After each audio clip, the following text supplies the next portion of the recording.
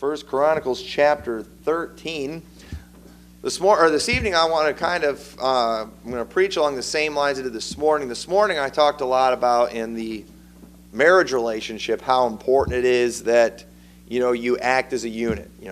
As a husband and wife, you are no longer twain, but you are one flesh. And tonight I kind of want to take that same idea with the whole family, okay? Now, obviously, it's different with the kids. Your kids are going to grow up, and they are going to eventually move on. They're going to, your boys are going to leave their father and mother and cleave to their wife. Dads, eventually, you're going to have to probably walk your daughter down the aisle and give her away. And that stinks, giving them away. Your daughter, that's one of the best things you can have, and you give them away, you ought to get money for them.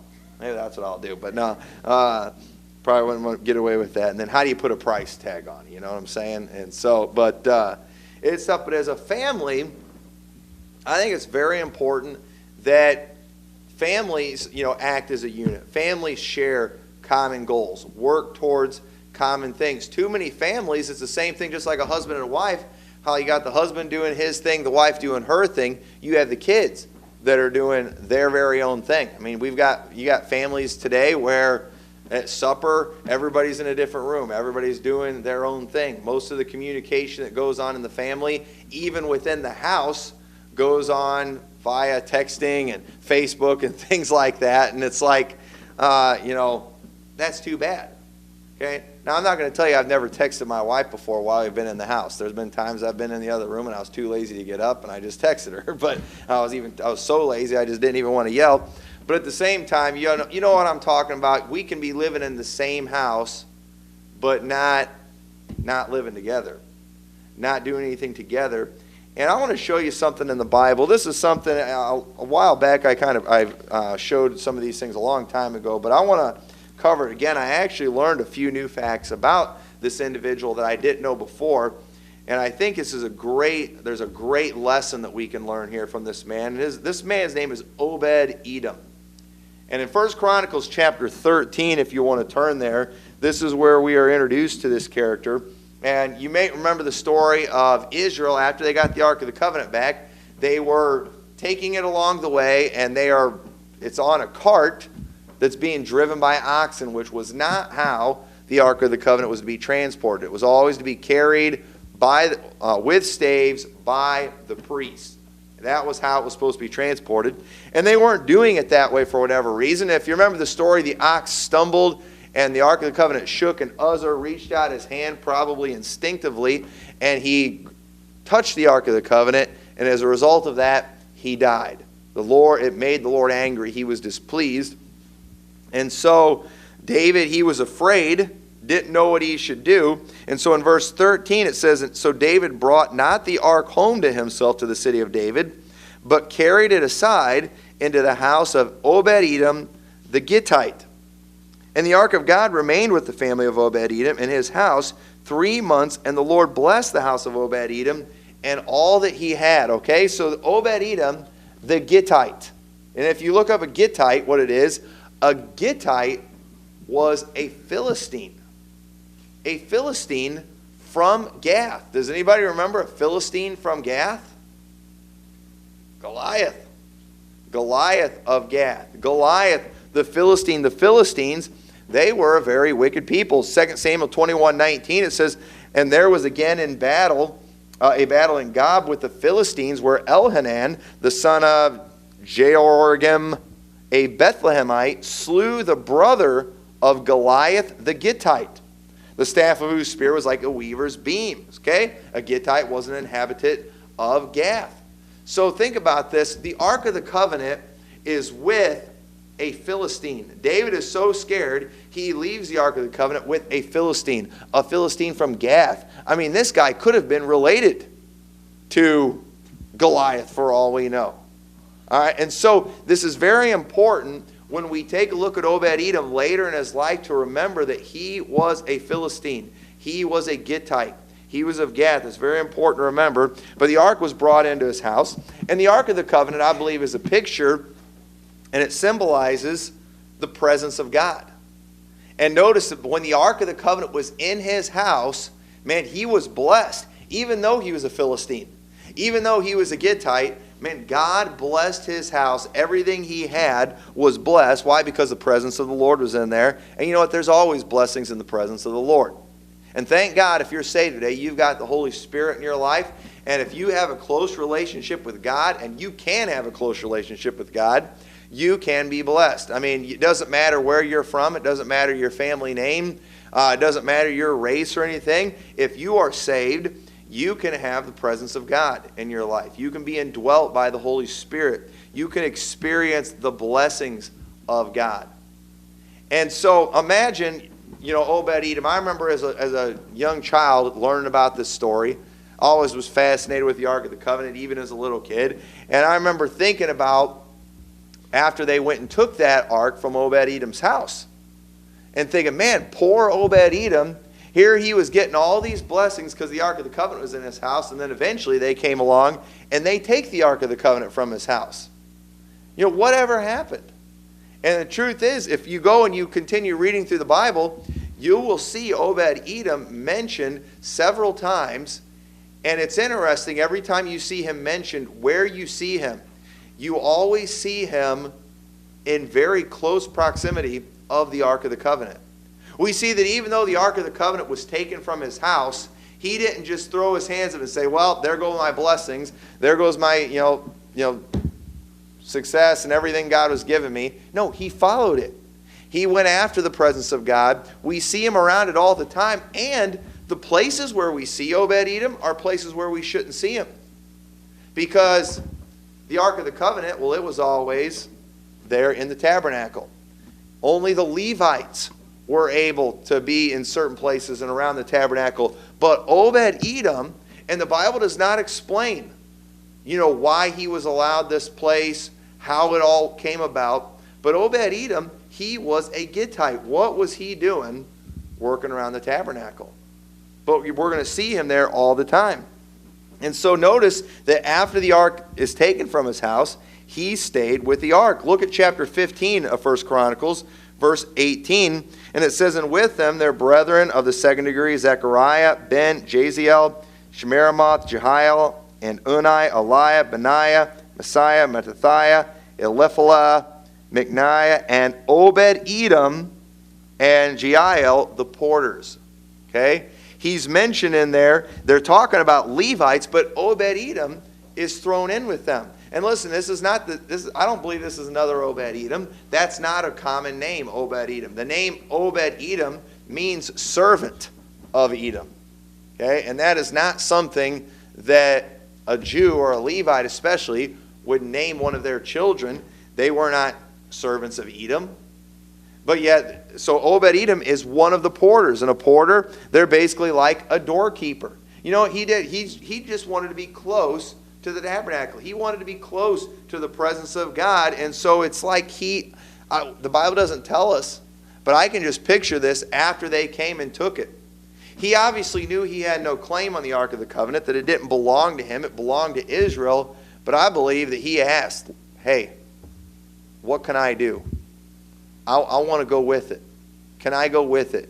I want to serve this Lord that you serve. And so Obed-Edom, we see him as a porter. He's like a doorkeeper for the tabernacle. He wants to get as close to it as he possibly can. He wanted to do whatever he could do. He had gotten a taste of what it was like having the presence of God in his life, and he didn't want to get rid of it. He didn't want it going away from him. So he did whatever he could. A porter too, it could be like a janitor. He just wanted to do whatever he could do. We see that he also, in verse 21, he was one of the musicians that they had. It says in Mattathiah, Eliphalah, Micniah, I'm probably saying all these names wrong, and Obed-Edom, and Jeiel, and Ahaziah, with harps on the Sheminith to excel. A Sheminith, it was, according to commentaries, it was an 8-stringed lyre. He was a musician. He excelled at that instrument. He just wanted to do whatever he could. We need people with that same kind of attitude when it comes to church. I think serving the Lord, serving God in the church. Okay, we don't have a tabernacle today. like we used to. But I think today, the equivalent of that would definitely be the church. I mean, this is a place where you are around the people of God, a place where you can serve the Lord, where you can serve God's people. It's a place where the gospel is preached, where the Bible is taught, where we do things to try to train people in the Word of God, where we invite lost people, try to get them in here to hear the gospel. We go out from here to preach the gospel. And I'm telling you right now, I believe the church is one of the best places that you can be. It's one of the best things to be a part of. You know, there's some good organizations out there that do some good things, but I don't think anything compares to what the church does. I mean, talk about something that makes an eternal difference in people's life. And there's people out there, they've figured it out. They have figured it out that, man, this is the place to be, and they want to just do whatever they can. Maybe they don't have the ability to get up and sing a special. Maybe they're not a gifted speaker. They don't feel like they could preach a sermon. But you know what? Boy, they'll just do whatever they can. They'll scrub toilets. They'll mop floors. They'll serve food. They'll be a greeter. They'll be an usher. They'll just do whatever they can. Why? Because they want to serve the Lord. There's blessings that come with serving the Lord. And you know, some of the best Christians I've ever known and some of the most blessed people I've ever known, they've not been people that everyone knew. They weren't big names. They weren't the people that you saw up there talking and preaching messages, but they were people that were just behind the scenes servants in the church. And these people were blessed. These are some of the happiest people. And I believe Obed-Edom, he was like that. He wanted to do whatever he could. He found out, hey, there's a position for doorkeeper. We need a doorkeeper. He's like, I've got it. And he didn't just say, well, I'm doing my job. I'm a doorkeeper. No, hey, we got an opening for a musician. Can I do that too? Hey, I want to do that. And he excelled at it. He did the best he could. He's a porter, or like a janitor, basically. He's a doorkeeper. Verse 24, and Shebaniah and Jehoshaphat and Nethaneel and Amasiah, Zechariah, Benaiah, Eleazar the priest did blow the trumpets before the ark of God. And Obed-Edom and Jehiah were doorkeepers for what? For the ark. Okay, think about it. He's a doorkeeper for the ark. What's he doing? He's trying to get as close to the ark as he can. He remembered what it was like having that thing in his house, and when it went, he went with it. He wanted to be as close to that ark as he possibly could. I mean, you really can't get much closer than being a doorkeeper. I mean, he obviously wasn't the high priest. He couldn't be the high priest. He couldn't be the one that went in and sprinkled the blood over the mercy seat. He couldn't do that. But he's like, I can do the next best thing. I'll be the doorkeeper. I can be the one that opens the door for the guy that goes in there. Whatever he could do, that was what he did. And we're going to see too that God continued to bless this man. And then we're going to get into kind of the main idea of this. But look at chapter 26. Chapter 26 and verse 1 of 1 Chronicles. Chapter 26 and verse 1. So Obed-Edom, he's figured it out. He's discovered the secret to being blessed. It's obviously being close to that Ark of the Covenant. That symbolizes the presence of God. And in verse 1 it says, concerning the divisions of the porters of the Korahites was Meshelemiah, the son of Korah, of the sons of Asaph. Okay, so this is talking about the porters here. And then if you jump down to verse, and it starts naming off the people. And then in verse 4, moreover, the sons of Obed-Edom. Okay? So Obed-Edom, he's smart. And let me tell you something. A good parent, if you have figured out something that works, if you've figured out something that's a blessing, if you've discovered the secrets that make the difference, I would think you'd want to pass those things on to your kids, wouldn't you? And Obed-Edom knows being close to that Ark of the Covenant, it means blessings. And so Obed-Edom, he doesn't just hog it all for himself. He gets his sons involved with this. And verse 4, the sons of Obed-Edom were Shemaiah the firstborn, Jehozabad the second, Joah the third, Sakar the fourth, Nethaneel the fifth, Amiel the sixth, Issachar the seventh, Peluthai the eighth, for God blessed him. Notice Obed-Edom's blessings didn't stop after the Ark of the Covenant left his house. You know why the blessings didn't stop? Because he followed it. He went after it. He went where the presence of God was at, and he got his family involved. And he's like, I want my family in on this thing. And the Lord blessed him with 8 sons. 8 sons. Now, I know that these days, if you're an American, it's a curse having 8 kids. But let me tell you, in real life, in the Bible, it's a blessing having a lot of kids. And he had 8 sons, and God blessed him, and God continued to bless him. And then, look at verse 6. And also unto Shemaiah, this is one of Obed-Edom's sons, were sons born, that ruled throughout the house of their father, for they were mighty men of valor. The sons of Shemaiah, Othni, Raphael, and Obed. We'll look at back him in a minute. Elzabad, whose brethren were strong men, Elihu and Shemachiah. All these are the sons of Obed-Edom. They and their sons and their brethren, able men for strength, for the service, were 62 of Obed-Edom. So look at that, 62. 62.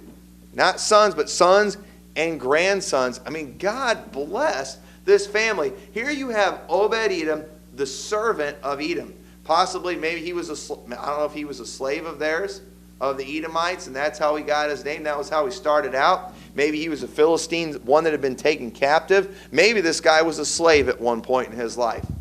But man, something came along in his life. He just happened to be in a place where Israel needed a place to keep the Ark of the Covenant, and it ended up in his house.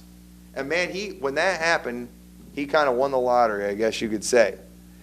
God blessed his house, and he didn't stop and say, you know what, they took it, bye-bye blessings.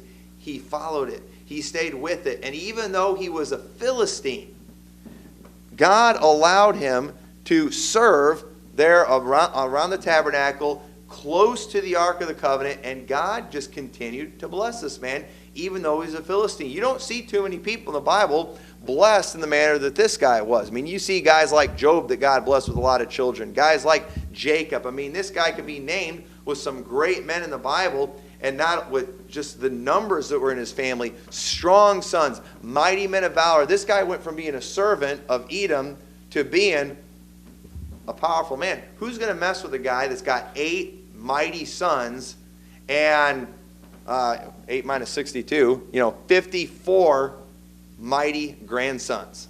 You want to mess with that guy? You mess with him, you're messing with 62 strong men. I'm not messing with that guy. Okay, this guy is just blessed in a great way. He brought his family to the ark. He made sure he kept his family where there were blessings. And I'm telling you, it is a wise thing, I believe, for parents to keep their kids in church, keep their kids around the house of God, keep their kids around the things of God, get their kids involved in the work of the Lord. Obed-Edom, he did that, and God blessed him in a great way. And his family, they followed in his footsteps. It wasn't just his sons, his grandsons. And you might have noticed one of his grandsons' names was Obed. Okay, not Obed-Edom, but one of his grandsons' name was Obed. Now, I find that interesting because I personally think he's trying to name him after his dad. And he's not going to name him Obed-Edom because he's not a servant of Edom, but he was a servant. This family obviously learned that, you know what? There is nothing wrong with being a servant. That there's great blessings with being a servant. You know what Jesus told his disciples? Obed-Edom's son figured this out before Jesus even said, "Whosoever is chief among you, let him be your servant. For even as the Son of Man came not to be ministered unto, but to minister and to give his life a ransom for many." This family figured it out. Being a servant of God was a huge thing. And he didn't call him Obed-Edom because he wasn't a servant of Edom, but he didn't care that his son was a servant. This is a mighty family. I don't care if my son's a servant. We've got a lot of people today, they want to be mighty men. They want to be powerful men. They don't want to be servants, though. They want to be leaders. We've got a lot of guys running for president right now. They want to be the big boss. They want to be the guy in charge, but they're not interested in being a servant. Can y'all picture Donald Trump washing someone's feet? No. But Jesus Christ did that kind of thing. Y'all picture Donald Trump being a doorkeeper? Obed-Edom, he did things like that. And God blessed him in a great way. Too many people that are way too proud to do certain things. And God continued to bless his family. Verse 12 of chapter 26, among these were the divisions of the porters, even among the chief men, having wars one against another, to minister in the house of the Lord. And they cast lots, as well as the small as the great, according to the house of their fathers, for every gate. They're casting lots to basically figure out what families are going to get what responsibilities. And the lot eastward fell to Shelemiah. Then for Zechariah his son, a wise counselor, they cast lots, and his lot came out northward to Obed-Edom southward, and to his house, and to his sons, the house of Asuppim. And basically what that was the house of treasures. That's where they kept their treasures. That was their job. And I don't know this for sure, but if they were the ones that were in charge of watching over the treasures, do you think maybe the Ark of the Covenant was concluded in that? I don't know. I wouldn't be surprised. And it just happened that the lots fell on Obed-Edom's family, the one that watched over the Ark of the Covenant. Once again, you see him just being close to that. God bless him. I mean, once that guy got a taste of where the blessing of God was at, he just did not want to get away from that. He wanted to stay as close to it as he could. And the truth, if you want to be blessed, you need to be in the presence of God. You can find the presence of God in the house of God. And I believe for us, that's Liberty Baptist Church. I believe that's where God wants us. Listen, we're nothing special here. God's no respecter of persons. These blessings, they can be ours. Okay, I can tell you story after story about blessings that I've received. Just, my whole life's pretty much been around the house of God. Growing up in a preacher's home, there was a lot of blessings that came with that. You know why? Because I was around the work of the Lord all the time. Being an assistant pastor for years, being a pastor, you're right there where the blessings are at. It's this, God blesses this type of thing. The gospel's going out here. We're trying to make a difference in people's life. God's going to bless that, and it's wonderful when you're a pastor because that's where the blessings are. And I believe families, they ought to do everything they can to keep their family, keep their kids where the blessings of God are at. Okay? Now listen, I'm all for getting your kids involved in sports. I love sports. I think that's great. I think kids need to be challenged and do athletic things. But let me tell you something. There's not a whole lot of blessings that come with that. I'm all for my kids, they take music lessons and they do recitals and things like that. I'm all for it. But you know what? They're not going to get anything from those recitals. Now, one of the reasons I haven't taken music lessons is so they can use that talent in the house of God. I'm going to tell you right now, that was why we got the boys' trumpet lessons and trombone lessons. I want brass during church. I want to hear that kind of thing. And it's not so they can go and have people clap for them at their recitals. It's so they can use that in the house of God. There's blessings with serving the Lord in those things. There's a lot of things that you can get involved in that really don't produce anything of eternal value. But the things of God, that is where the blessings are at. And I'm telling you, anybody who wants it can have them. And I believe as families, there's not a whole lot today in this world that families have that they can all work toward. We talked about this morning, having that common goal, that common thing that we're all working for. It says most families today, husbands and wives, they're going their own separate ways. They're doing their own separate things. And as a result, they're not very close. Having those common goals are what make you stronger. And the same thing goes for families. If the families are working towards the same thing, if they're working towards the same goal, that's going to make a stronger family. That's going to build a stronger bond. And unfortunately, in many homes today, so we're kind of getting into the message now. It's a long introduction. But unfortunately today, many people and their families, they're all strangers in each other's house, aren't they? They don't know each other. It's amazing how many families, they have the same mom and dad, they have brothers and sisters, and they grow up, kids leave the house, and they don't want to have anything to do with each other anymore. They could care less about each other. They start hating each other. And I believe part of the problem, that family never really had a purpose in their life. They never had a common thing that they were working for, and families should be working together. And think about, what is there that the world has to offer that you as a family can work on together? There really isn't a whole lot. Now but you need things, okay? It's good, even around the house, okay? My boy's bedroom, that was something that we got to work on together. That's good.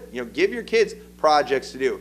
Come up with some kind of goal, something you can work towards in your house. Okay, trying to build something where you live, that's a good thing. My boys, they put some, blood, sweat, and broken bones literally into that bedroom. Jason, he had already kind of broke his wrist, but we weren't real sure.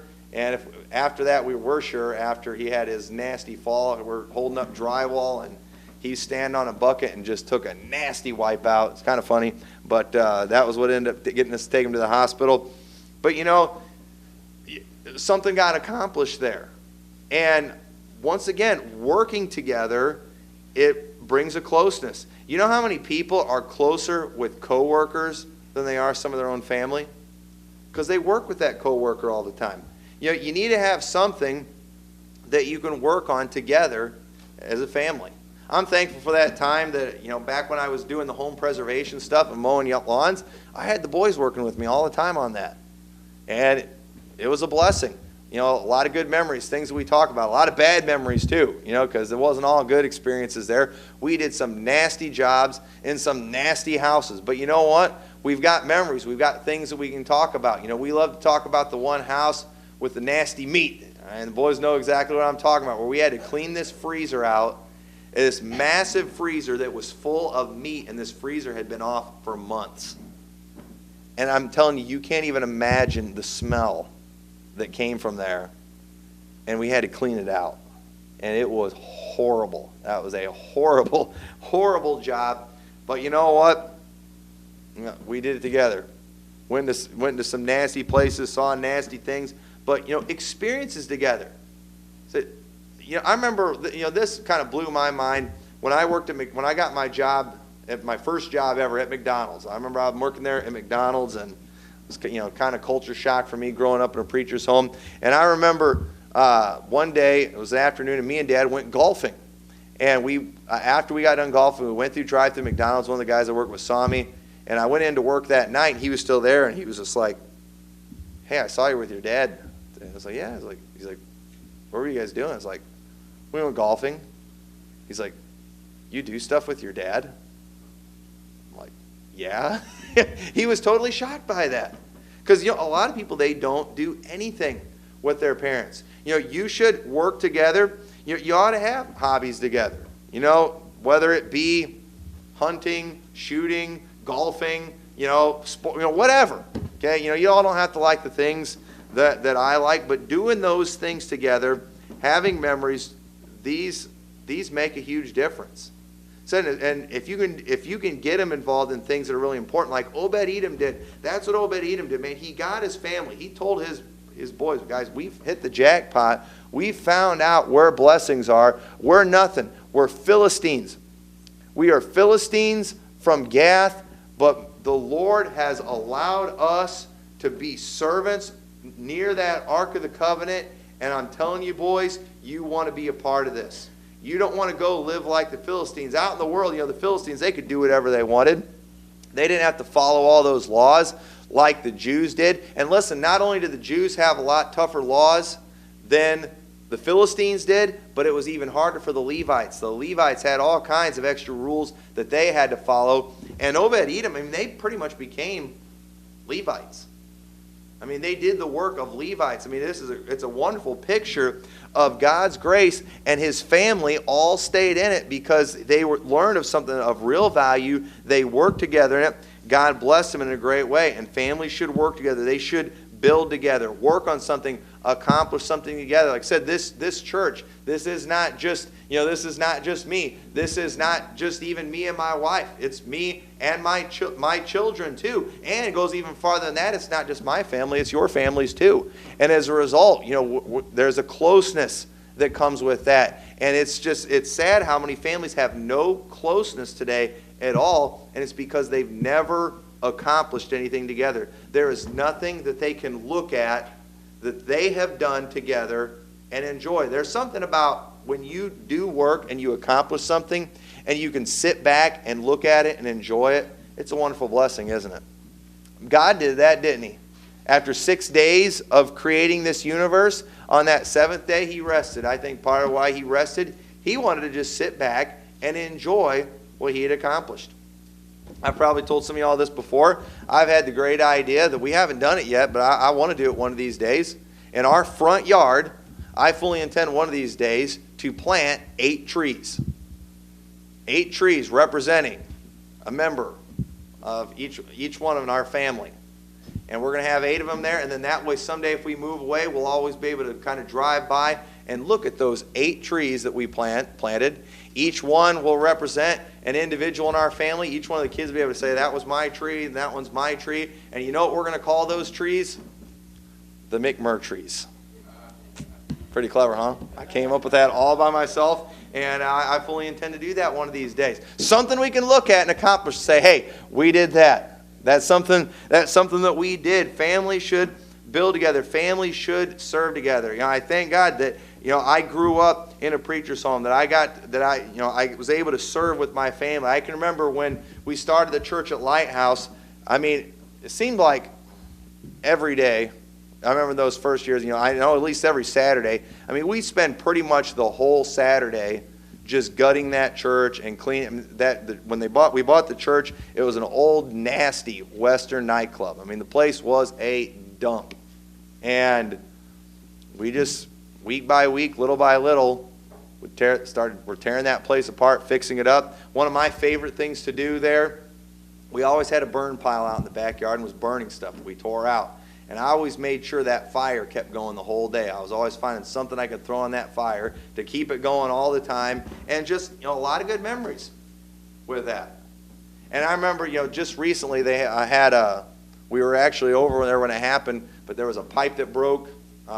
It got frozen and it got water all over the place in the old building. And the old original building, it's getting pretty old. It's kind of deteriorating a little bit. And there's been suggestions before, we ought to just tear that whole part out.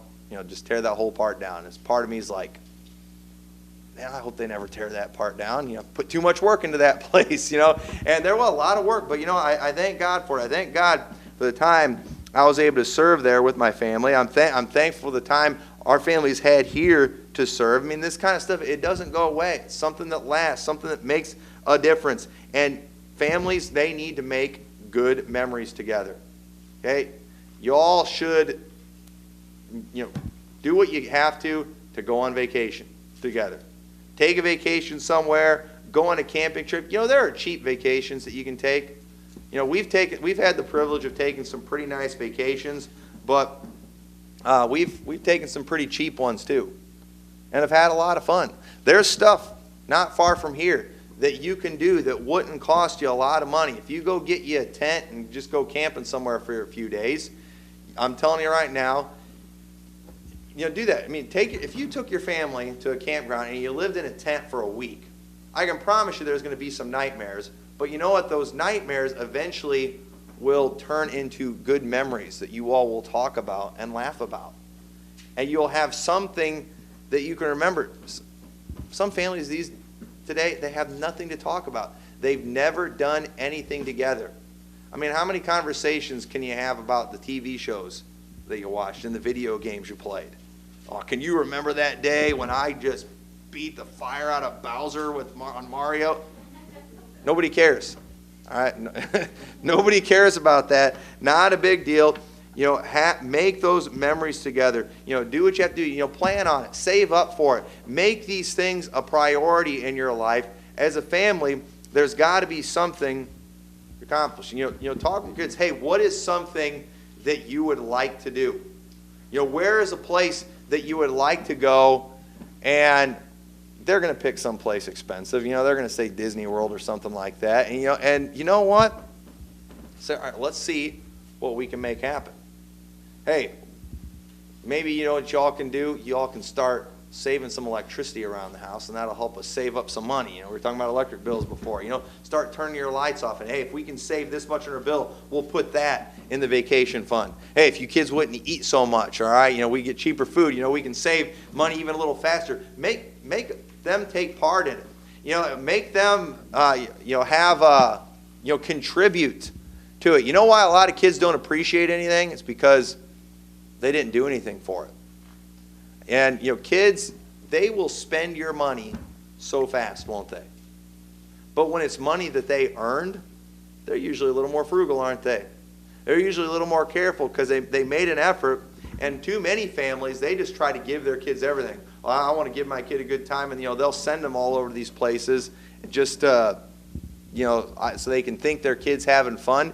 But you need to do something with them. You need to be there for the good memories. You need to have a part in it. You've got to have goals, have a purpose. The title of my message tonight is A Family with a Purpose. What are you working for? What are you accomplishing? Obed-Edom, it's so neat when you look at that man's life.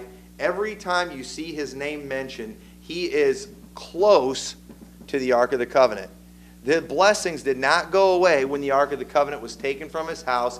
He went along with it. He kept his family with it. His sons were a part of it, and even his grandchildren were a part of it. His kids were so, they loved it so much. I mean, the one son named his son after his dad, because you know what? My dad, he's the one that figured this thing out. He's the one that learned where real blessings come from. We were Philistines. What did we see Israel doing all the time with Philistines? They were fighting the Philistines, weren't they?